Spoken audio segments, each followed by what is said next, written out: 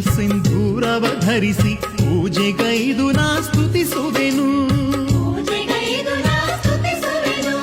ಮುತ್ತು ರತ್ನದ ಮುಕುಟವನಿರಿಸಿ ಚಿನ್ನದಾಭರಣ ತೊಡಿಸುವೆನು. ಶುದ್ಧವಾದ ಮನದಿಂದ ನಿನ್ನಯ ನಾಮಸ್ಮರಣೆಯ ಮಾಡುವೆನು. ಜಾಗೃತಳಾಗಿ ನನ್ನ ಹೃದಯದಿ ಅನವರತವು ನೆಲೆಸೆನ್ನುವೆನು.